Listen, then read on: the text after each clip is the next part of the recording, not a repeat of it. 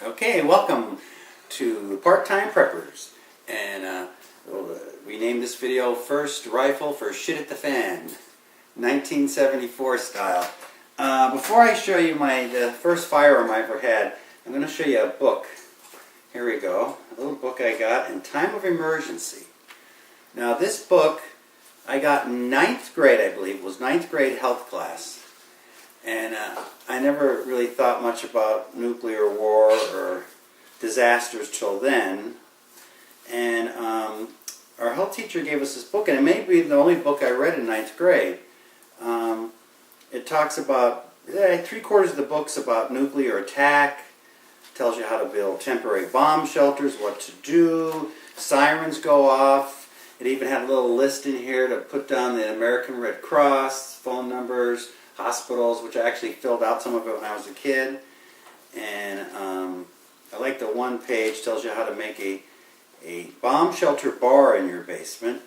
But that was the book, and I got very interested in reading it. And like I said, I was about 14 years old, going on 15 maybe. And there's also a little part in the back about first aid, which was pretty good for this time. It's dated 1968, but yet it was about 1973, 74 when I got this book from our health teacher, who handed out one to everybody who was into that stuff. In fact, he even was telling us we lived in a smaller city, but we were, I think he said 28th on the nuclear list because of our natural resources in the area, even though we're a small city, which made me, a little scared. So being a kid, and I thought, well, geez, I have to get a rifle. I have to get a rifle to defend my family. So my father, who had been in World War II and knew his weapons, he was a decorated veteran, served in the Philippines, Guam, to name a couple places he was in. So I started working on him, and that we needed a rifle. And after a couple months went by, one night he came home from work and called me over and said, well, come on, let's go pick up your rifle. He had gone to a local sporting goods store, and again, this is about 1974, going on 75 maybe, and he brought me over, and I was in shock and amazement. He finally gave up and purchased me a rifle. I might have gave him a few dollars for it over a paper route I had, but I know I didn't give him much. And my mother, who was against all sorts of rifles and weapons, we kind of hoodwinked her because I think she thought a .22 long rifle was like a overpowered BB gun. I mean, she knew what larger guns and rifles were, but I don't think she ever really caught on until later years that a .22 can be a deadly weapon, obviously. Well, first let me just show you. This is vintage 1974. I probably put in my whole lifetime, I'd say between 2 and 250 rounds of ammo in here. I'll safety check it for you. Now it came with a 5-round clip, very small little clip. That is empty, and I'll pull the bolt out. Empty. Very easy gun to take care of. It came with a Weaver 3x9 scope, which I don't know if it came with the gun or my father had it mounted for me at the store at the time, but as you can see, I kept it in very nice shape over the years. I would say it's a Winchester model 320, shoots short or long .22, which is nice. And it's very, it's pretty accurate. My son's been out with it, and I've been with him, and he can hit the crow targets pretty good at about 75 yards. A little better than me, actually. So it's a nice shooter. This is actually the original case that we bought with it a few weeks afterwards. My father, the thing I remember most too is after a couple days of having this rifle, he waited for my mother to leave the house one day, and we had an old-time house, but had a very long basement. I'd say at least 70 feet, maybe 80 feet. The basement was narrow and long, I remember.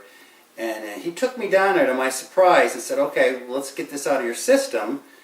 And he had a couple of old doors. He was doing some remodeling, and he set it up and said, basically he taught me how to use it, and then said, okay, I want you to fire around to get it out of your system, being, I guess, somewhat concerned that I might do it myself someday. So there we were, putting 2 rounds into a door, 2 doors actually. I think he had lined up 2 old doors. And I'll always remember the smell more than anything. I think we put just cotton in our ears at the time. And you could hear the report pretty good, but I always remember the smell after shooting it. So I had my rifle. I didn't know, like, I was afraid maybe the Russian hordes were going to come, but I had that under my bed and for several years. And I actually have, I get about 6 boxes of this Federal 22 Power Flight ammo at the time. And again, this is like vintage 74, 75 ammo. And I kept this in my desk drawer. And, you know, in case the hordes came to attack us, or in case of nuclear war at the time, I actually would go in my basement and try to figure out the best places to hide and store things. And we only had small windows to cover up the windows in case, after reading this book, gave you tips on things like that. But over the years, I shot the ammo. In fact, my last box I shot was just a couple years ago with my wife's favorite 22 revolver, and they shot fine. But this one last box, I think I'm going to keep it. I don't think I'm going to shoot it. Keep it for just a remembrance. By the way, I'd like to, my beautiful hand model is not, her hand is right there. She is behind the camera on this video.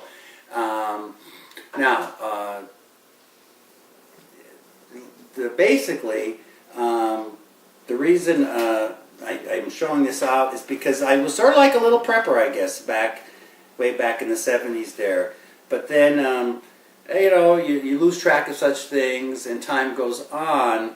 But as I said in the previous video, back in 2011, after a hurricane we had that hit us and affected us, Hurricane Irene, we had no power, no electricity for 7 or 8 days. I really was we were kind of caught with our pants down a little bit. Not that we didn't have batteries and flashlights and things like that, but so that sort of like got me and my wife back in that famous hand model into prepping once again.